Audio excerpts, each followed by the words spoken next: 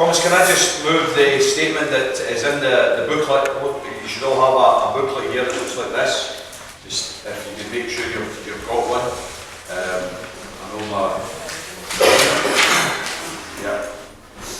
know my mother Alice is causing as much havoc as possible in the front there. So it's this booklet here, and you'll see that there's a statement there. My wee mother, as most of you know, was anxious to be here today. She says to me the other day, she says, son, it might be my last one, so I want to come, so I'm glad you've made it all. It's good to see you. This conference statement, comrades, is meant to try and draw together Solidarity's main campaigning priorities and outlook in relation to the current general election that's underway and the next couple of years, which we believe are going to be quite tumultuous as far as Scottish politics is concerned.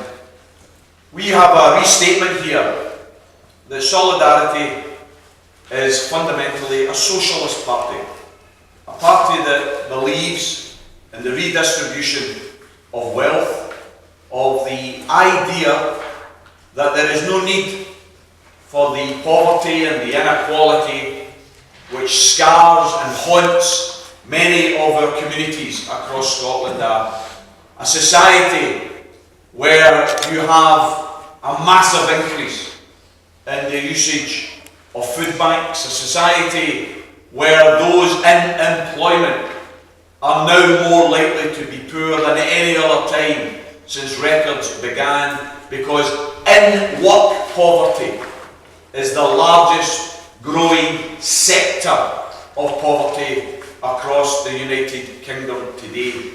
And we think, Solidarity thinks, that in the future that we want to build, certain terminology, certain understandings will be banned from our everyday lexicon of language.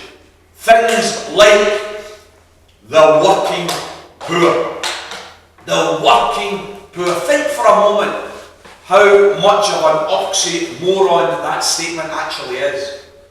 Anybody who is employed to do a job should not be poor. Every single worker should have a decent standard of life and a decent income. That's what being and work should be all about. And we're not in favour of you get a job and then you work till you drop. We're in favour of a proper work-life balance. People like me, 55 years of age, I can remember being attracted to the socialist movement by some of the speeches I heard from the old socialists in my day. People like Arthur Scarborough, people like Tony Benn, who used to talk about a 4-day week, who used to talk about a shorter working week.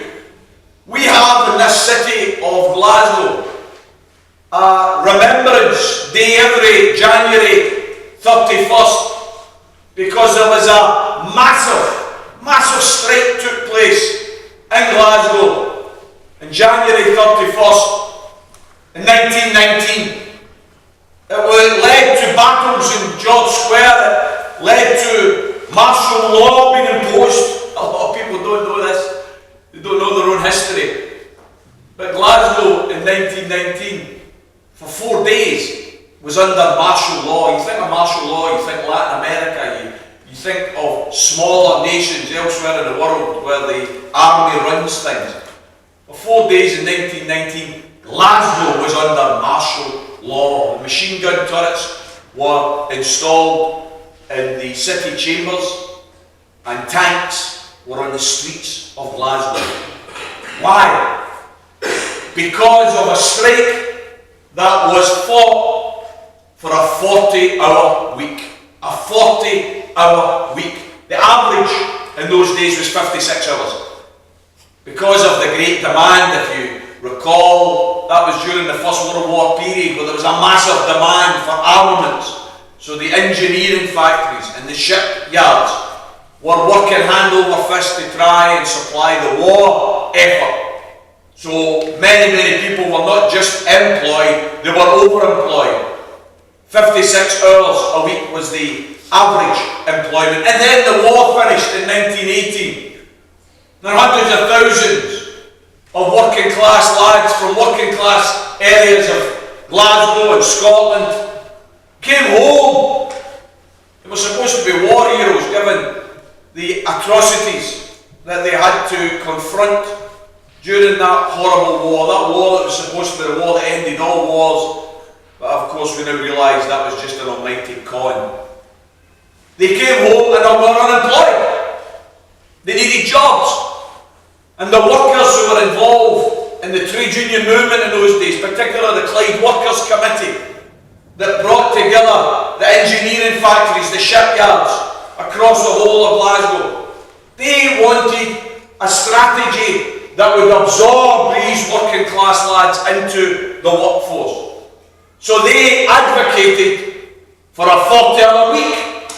They said, how can we possibly accept these hundreds of thousands unemployed when we're working 56 hours? Wouldn't it be better if we worked less hours with no loss of pay, but by doing that we create thousands of jobs for those who are coming back from the war?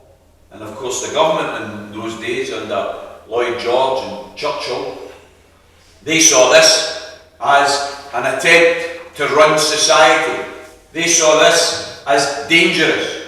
When the workers went up to George Square to present their demands, the Lord Provost said, I will communicate this directly to the Prime Minister. They went up on a Wednesday, were told to come back on a Friday, and within that period of 48 hours, what did the British government do under Lloyd George, the great Liberal? Under Churchill, the Home Secretary, what did they do? They sent up the troops. They sent up troops in trains overnight. They locked the Maryhill barracks. They removed the access to armaments for the troops that were based there.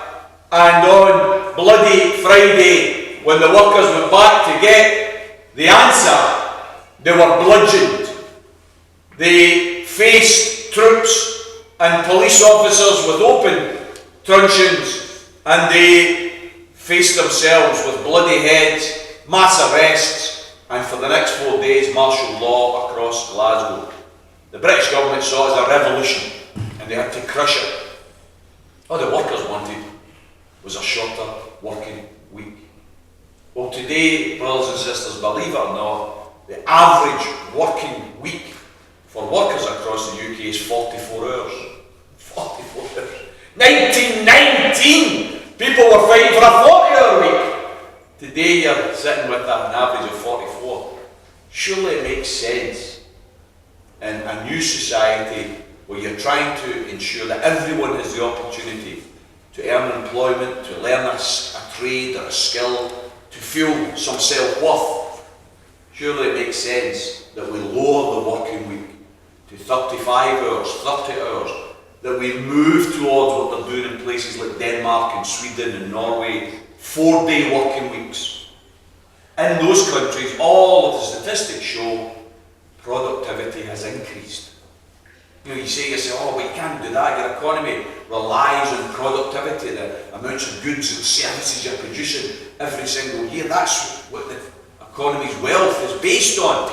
If you're only working 4 days, surely the productivity level of the society as a whole will fall. No. Every single survey that's been done shows that shorter working weeks don't lead to a fall in productivity, they lead to an increase in productivity. Because people, when they're in work, when they know they're only working 4 days, they tend to work that wee bit harder, they tend to have a wee bit more motivation, because they know that not only have they got a decent wage, but they've got time, quality time, to spend with family, with friends, to develop hobbies, to develop interests. For goodness sakes, we should not live to work. We should work to live. We should have the balance right. And that's why in Solidarity we're saying quite clearly we're a socialist party that believes in taking over the means of production and socialising it so that the great industries, so that the essential utilities are not run on the basis of maximum profit, squeezing at the profit as much as possible for the owners and the shareholders, and giving the workers the crumbs off the table, but socialising the industries and the utilities and running them on the basis of providing for need. You think about these things that are currently nationalised compared to privatised. Electricity and gas, how was it developed? Who built the massive infrastructure that was required to have a grid that would actually deliver electricity to everyone's homes? Who developed that? Society developed it. The government developed it. You developed it.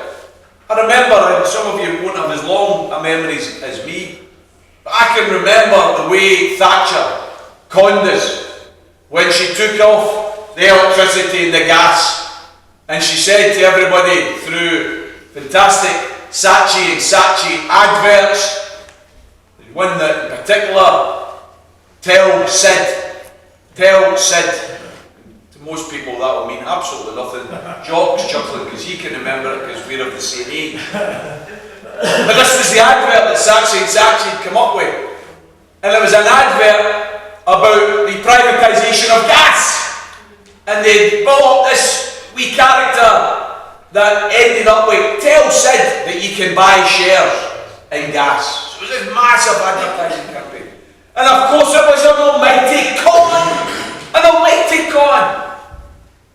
I remember one of the sketches of the day, and again some of you will remember it, some of you won't, but I can remember Rory Bremner doing a sketch of two friends in the pub. One friend looking very, very glum, and his mate saying, "What's wrong with you?" "Oh, terrible," he said. "I got my car stolen last night." "Oh, that's terrible." "No, it's worse than that." "How's it worse than that?" "The guy who stole it chapped the door this morning, and he's offered to sell it back to me." His pal looks aghast. He says, "But that's theft." And he says, No, that's privatisation. We already owned the gas. We already owned the electricity. How dare they then set up a scheme where they say, "Do you want to buy shares in gas and electricity?" Why would you buy shares in something we already own? They stole it from us. And any government in an independent Scotland that does not address the idea of the ownership of wealth, the ownership of gas, of electricity, of the land, of the shipyards, of the steelyards, any government that does not address that and recognise that those things need to be publicly owned and run for the benefit of all of society, not for the benefit of the rich few, they are destined to fail when it comes to raising the standard and quality of life of all of our citizens. Solidarity is out for the majority. We're out for those who actually create the wealth in society, the working class. That's who creates the wealth, and they are the majority. We are there to govern and to recognise that fact in order to raise everyone's standard of living. We have a report here, just released from the Equality Trust. They've now given us figures to show that the amount of wealth now that goes to shares and dividends of the national wealth is 6 times greater than the amount of wealth going to pay wages.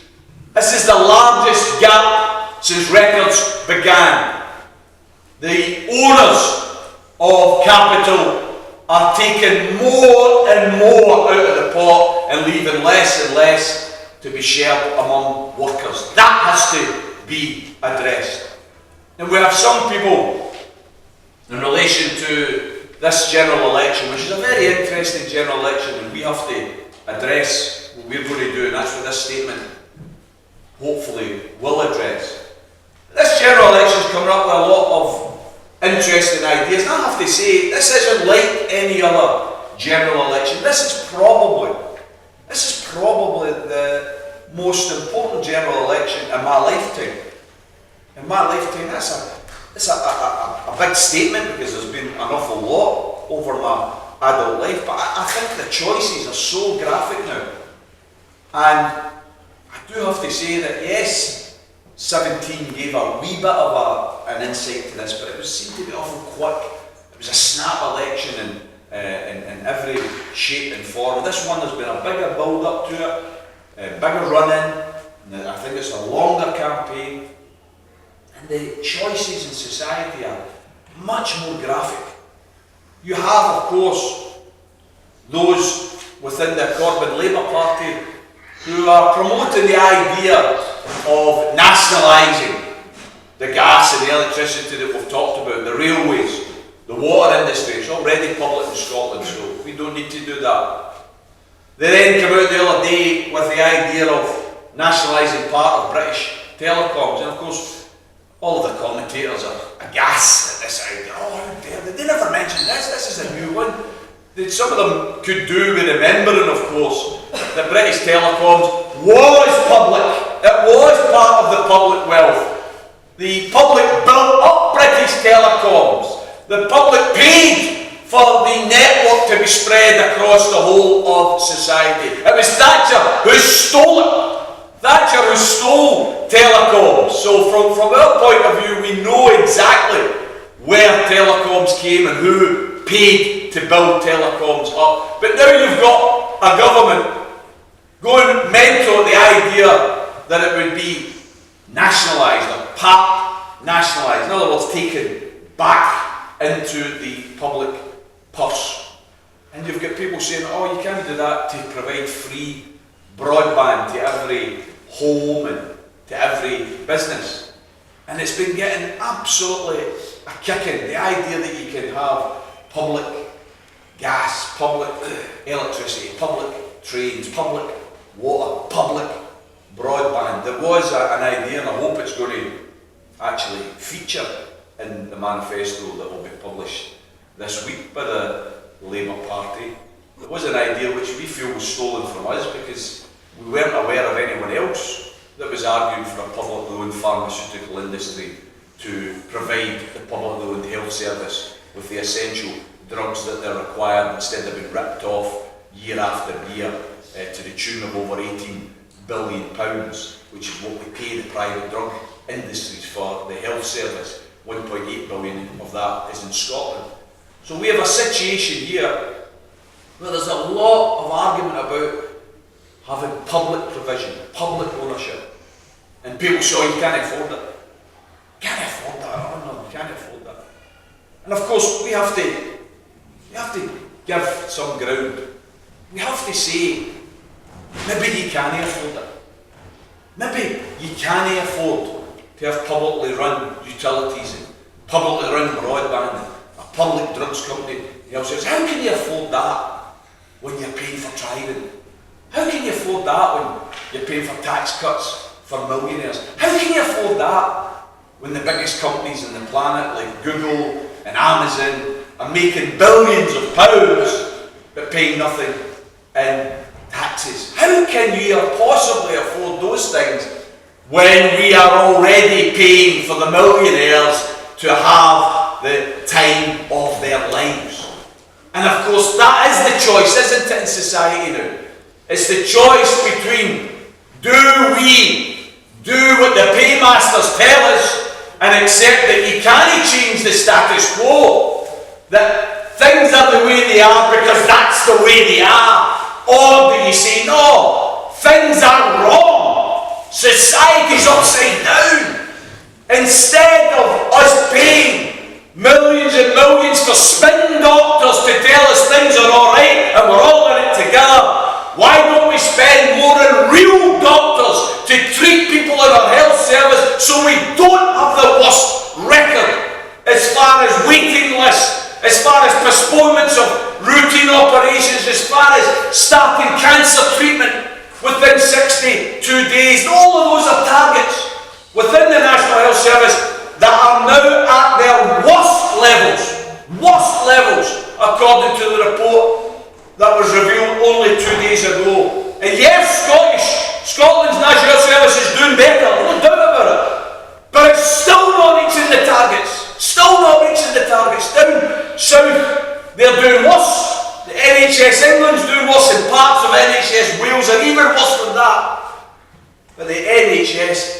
in a condition which can only be described as critical.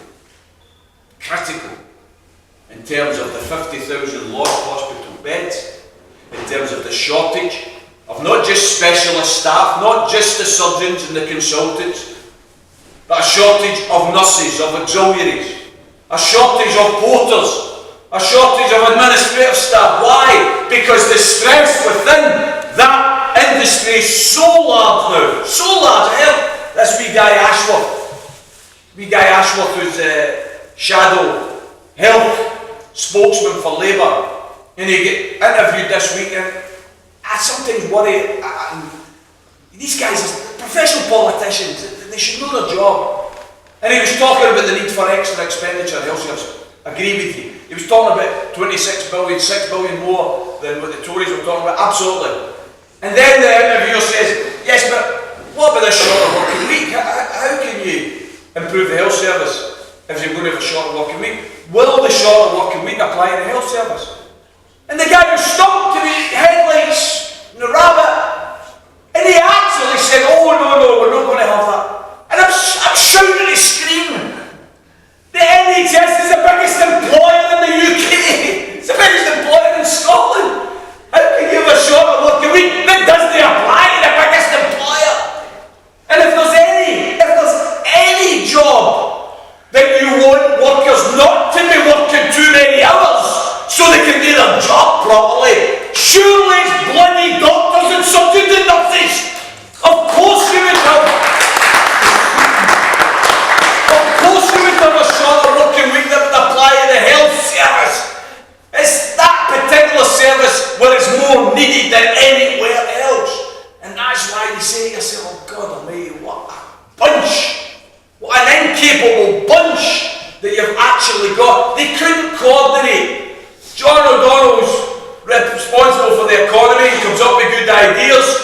Ashworth's responsible for the health service and comes up with good ideas. But they can't join in together. We'll have a shorter working week across the economy. We'll have in the health service. No, we're not going to have the health service. Come on. If you're trying to convince people to vote for you and have faith in you, you need to have a wee bit of joined up thinking. You need to understand that these policies are applicable across the whole economy and that they have to be implemented as if you mean it instead of it just being sound bites. So from our point of view, we have to understand that this general election is the most important and certainly a generation because of the stark choices that are available. You have on the one hand Corbyn, who undoubtedly believes in a socialised economy, believes in the wealthy having to pay their taxes, believes in tackling bad bosses. No wonder, I can understand why those of us in the independence movement get very angry at Jeremy.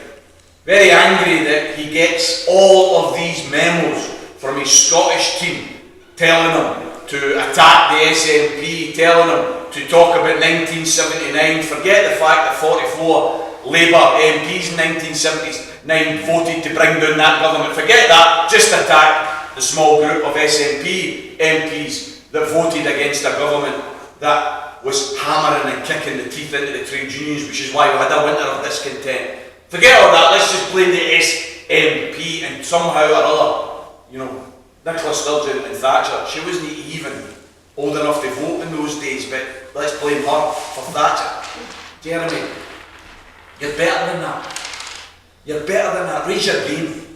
When you come to Scotland, don't allow yourself to be reading memos created by Scottish politicians of the Labour Party who are still in the background red Tories, still actually harking back to the Blairite days.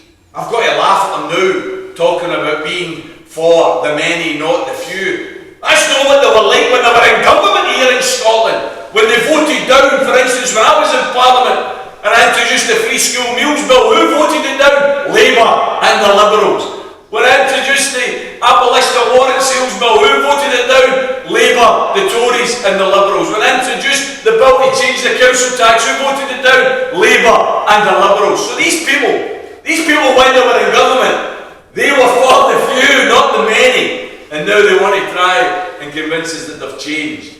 I genuinely believe that Jeremy Corbyn is a man of his word. I believe he's a man of principle, and not everyone will accept that, and that's fine.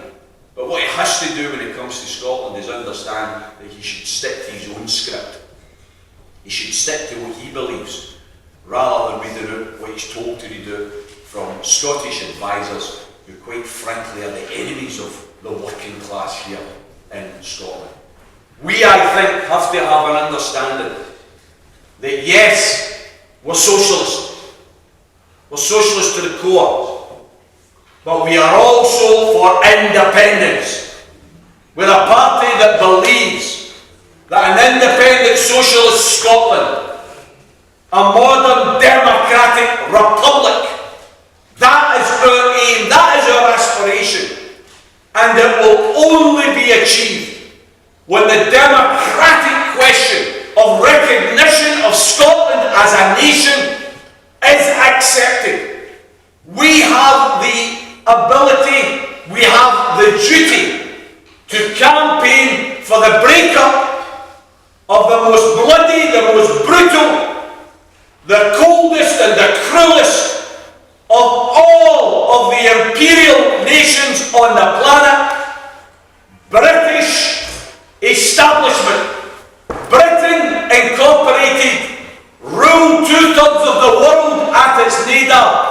2/3 of the world based on bullying, based on brutality, based on exploitation.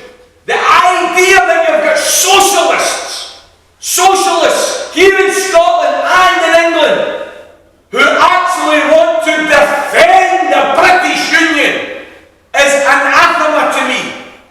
How can you want to defend something that has got such a bloody and horrible past and continues to use its power to exploit Scotland, to take our wealth and our resources, and then to try and convince us all that we're too weak and too stupid and we're not capable of actually running our own affairs?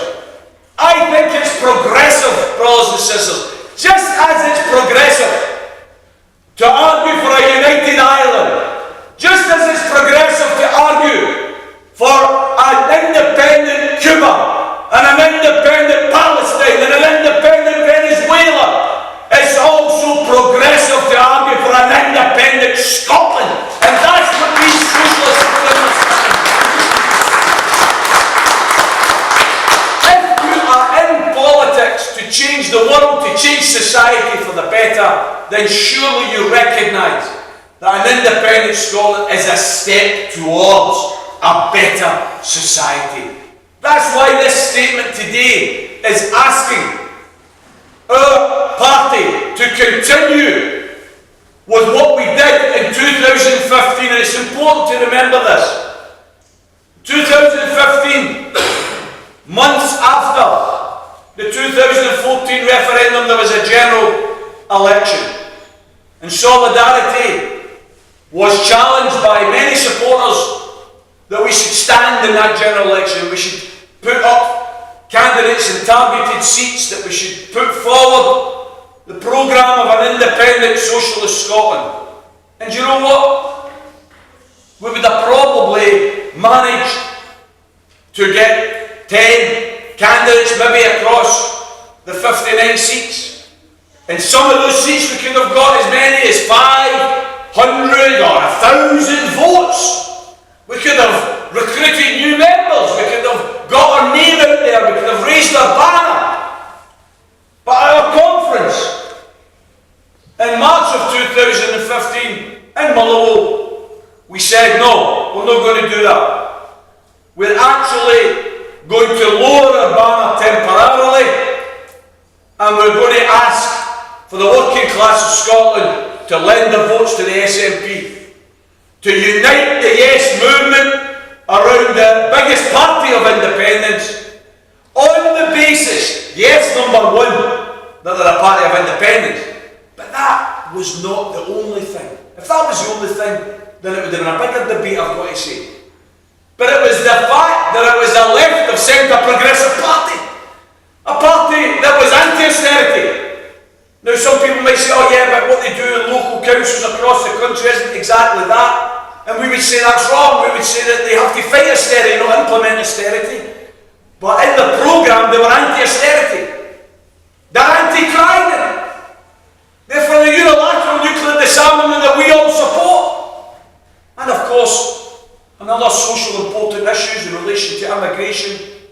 They're very positive about understanding that Scotland's a nation of immigrants.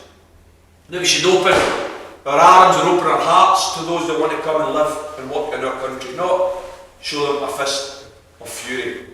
So on the basis of all of those things, we said, let's put forward a programme at this election that says lend a vote to the SNP. And that led to quite a lot of disagreement. Some of you were there. Some members, good socialist members, decided no, that was wrong. We should stand on our own. Should be socialist candidates. We tried to argue you only get one vote. If you stand there, you're going to divide the vote. You're going to take votes away for the pro-independence party. And some comrades couldn't agree and left Solidarity. And it's important that we bear that in mind. That taking that decision in 2015 wasn't easy. It wasn't a decision without overheads. It wasn't a decision that you could do with just a shrug of a shoulder. It was a decision that was thought out, it was a decision that was argued over, and it was a decision that had costs. It cost the party a considerable number of members who felt that it was not being socialist. Now, I disagree with those comrades. I think they were wrong. I'm not going to fault with them personally about it. They're good comrades, and 99% of the times we'll be standing on the same side of the barricades with those comrades. But on that question, I think they were wrong.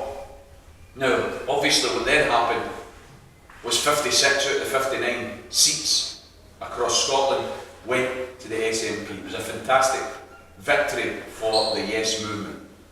I've got to say, there was a lesson there in that particular election. We called for all the other parties that supported independence to also stand down. Some of you will be aware that the Green Party decided to ignore that because, well, they're a party in their own right, they're entitled to do what they want, yes, of course. But they stood in the Dumfries and Galloway seat. Some of you were aware that that's David Mundell's seat. And what happened in that seat was the Greens took more votes than his majority. Now, some people say, oh, but would those that voted Green automatically have voted SNP? Well, if the Greens had said, we're not standing, we're calling on our supporters to lend a vote to the SNP on the basis of independence, environmental protection, climate policies, David Mundell would never elected. We could have had in 2015 a Tory-free Scotland, because he was the only one that was elected. Well, I think it was indulgence. I think it was selfish by the Green Party to do that. And of course, they reject that and they'll throw whatever slurs they want at us as a party, and that's fine. But do you know what? I wonder if you make mistakes, surely you try and learn from those mistakes. We now have a situation in 2017 where the SNP lost a number of those 56 seats. I would argue because they were far too timid on the issue of independence and indirect too. They wanted to hide it and let everybody else talk about it, and therefore they were fighting with one arm and tied behind their backs. I hope they don't make that mistake this time, and certainly they say that independence is going to be the forefront of the manifesto to be produced, so let's wait and see. I hope that's the case. But we have an election on the 12th of December that is absolutely, as I've said earlier, crucial. You have the Greens in England and Wales, I think, disgracefully, I've got to say it, I'm sorry, entered into an electoral pact with the Liberal Democrats. The Liberal Democrats, don't they understand that in 2010, under Cameron's coalition with Clegg, austerity was invented? austerity was introduced. These people are yellow Tories. If you look and listen to the likes of Joe Swinson, the new leader of the Lib Dems, you will hear the echoes of a Thatcherite. That's what you'll hear. These are yellow Tories. Why would you enter an electoral pact with individuals like that? And yet up here in Scotland, where you might say an electoral pact is more possible because you've got a progressive, independent party that is certainly progressive on nuclear disarmament, on austerity, and on climate control targets. You would say to yourself, surely if there's going to be any electoral pacts, it wouldn't be in England with the Lib Dems, it'd be in Scotland with the SNP. And what they decided to do, they're going to stand on 22 of the 59 seats. 22 of the 59 seats. I spent a bit of time last night looking at some of these examples, comrades. And, you know, I say to myself, where is the unity? Where is the unity in Airdrie and Shotts? SNP majority, 195. The Greens never stood in 2015. The Greens never stood in 2017. But the Greens are standing in 2019. 195 majority. You've got the situation in relation to Kirkcaldy and Cowdenbeath. A Labour majority of 259. SNP are targeting it. The Greens never stood in 2015. Never stood in 2010. They never stood in 2017, but they're standing in 2019. You've got the situation in relation to Stirling, which, in relation to the closeness of results, they're willing to stand in a seat where a Tory has got a 148 majority. A 148 majority. That's a marginal. That's a target seat. There was no Green stood in 2017, but they're going to stand in 2019. They stood in 2015. 2015, they took 1,606 votes, 1,606 votes. Tory majority is 148. Come on. You've got the chance here of getting rid of a Tory, and the Greens are deciding to stand in that seat. Perhaps the worst of all, there's 22 others, I'm not going to win them all. Most of them are marginals. But here's one that really upsets me. Edinburgh South West. Edinburgh South West, where Joanna Cherry represents for the SNP.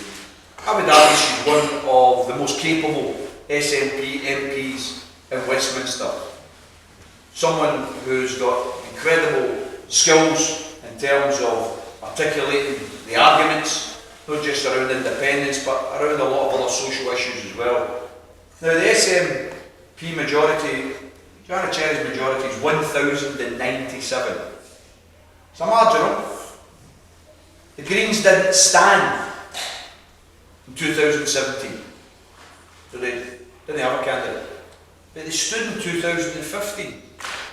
And in 2015 they took 1,965 votes. In other words, they took more votes than Joanna Cherry's majority.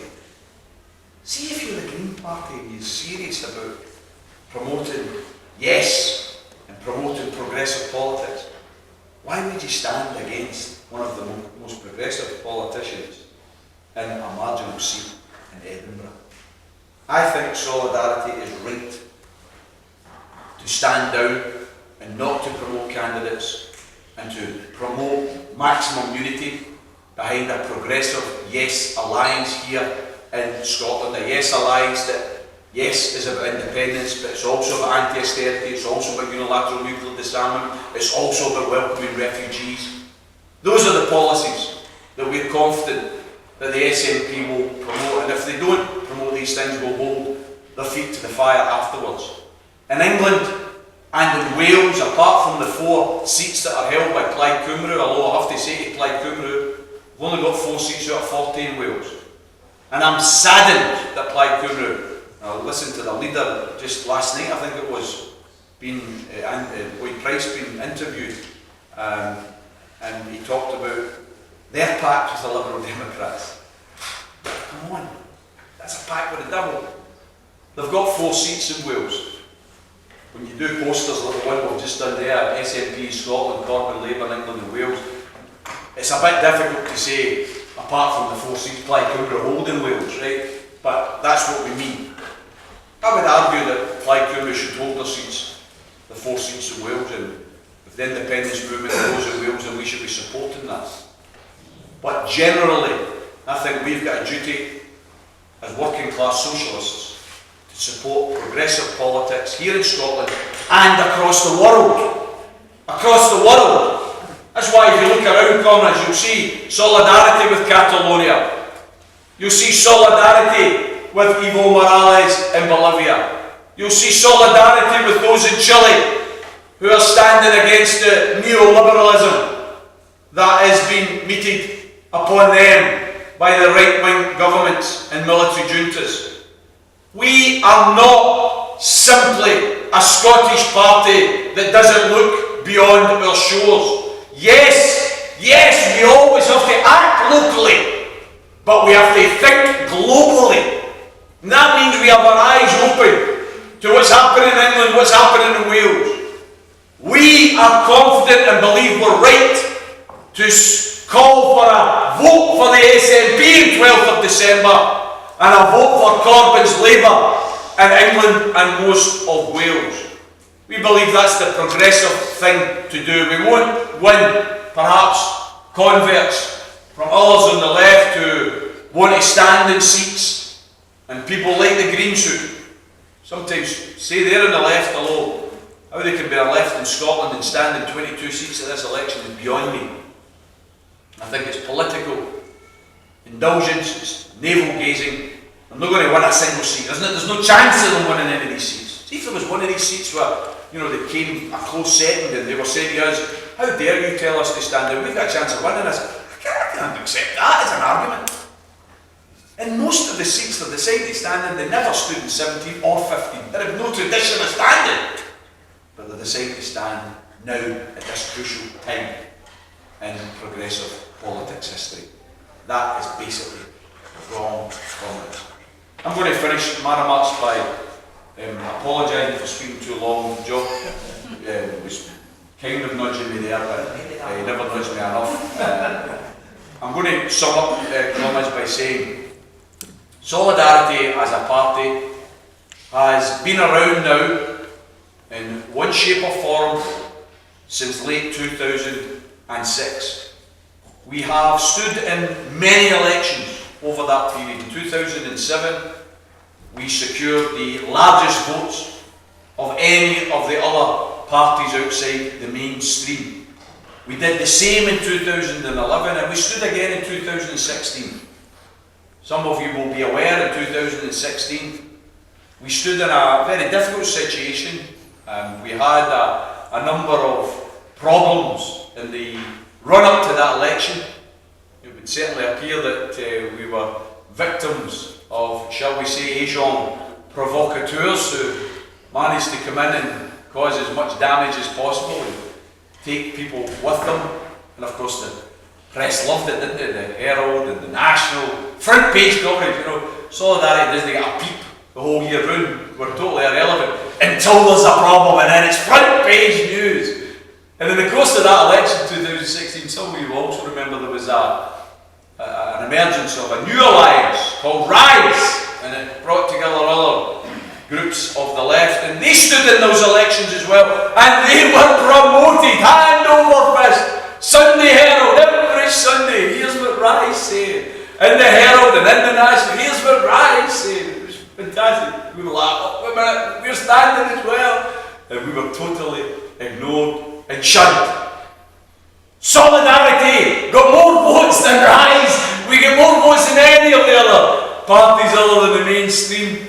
Over 14,500 people voted Solidarity in 2016. So despite the fact that we were ignored and they tried to keep us off of the pages in any positive sense, we still were able to secure the biggest vote of any of the parties outside the mainstream. Sure, we're small. Of course we're small. We're competing particularly, I've got to say, with those on the left who believe in independence and socialism. Many people I know, if they believe in those things, they join the SNP. They don't join Solidarity or any other left party, because the SNP is a massive party. It's got massive influence. It is very, very attractive if you want to fight for a new society. And therefore I don't condemn people joining the SNP rather than joining us. It's an easier life, I've got to say, because you know they have conferences and secure halls, and they can afford to have all singing, all dancing events. Brilliant. And by and large, they're doing a reasonable job. There are areas that we would be critical. Of course there are. But by and large, they're doing a reasonable job, so don't blame them. But what we've got to appeal to is those who enter politics not to change their own lives, but to change the lives of society as a whole and the working class as a whole. Not those that want a political career. If you want a political career, don't join Solidarity. You're not going to get a political career. But if you want a party with integrity and honesty and principle, Solidarity is that party. Solidarity is a collection of ordinary men and women with extraordinary energy and extraordinary vision and drive. People who recognise that they're doing the right thing by being involved with our party. We've got a lot of work to do. To build our branches, to build our influence. There will be elections in 2021 to the Scottish Parliament. Solidarity has to be prepared to stand then. Why? Because there's two votes.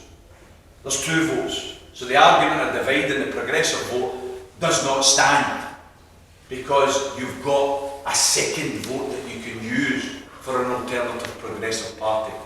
As we said in 2016, you remember it? Remember we argued that the two vote strategy that was being promoted by the SNP was stupid, electorally daft, given the Hunt electoral system, and people laughed at us and criticised us. I remember reading all the websites telling us that we were going to divide the SNP vote and this was dangerous. And of course we ended up with nearly 1 million votes for the SNP, put in the bin.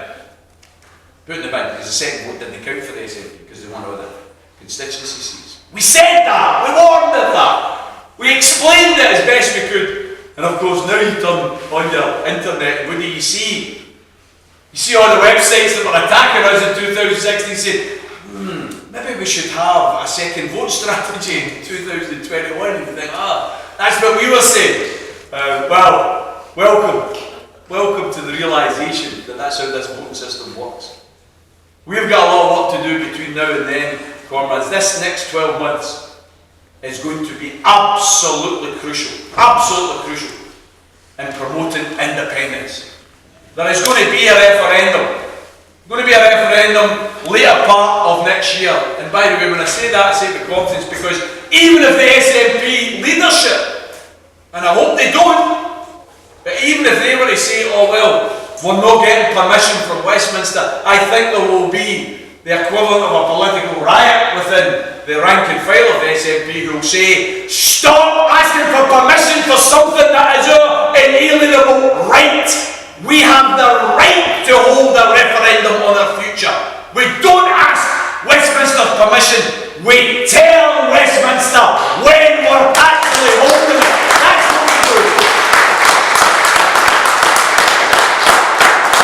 And this election on 12th of December, I am confident will be yet another endorsement of the mandate that all 2016 for Indy Rev 2. We, in Solidarity, we will spend the next 12 months doing what we did the last time.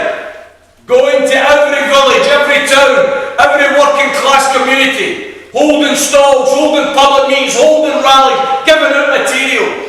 And we will argue not just for independence, but we will argue for a radical vision of independence, an independence that talks about not just changing the flags that are unfurled in the municipal buildings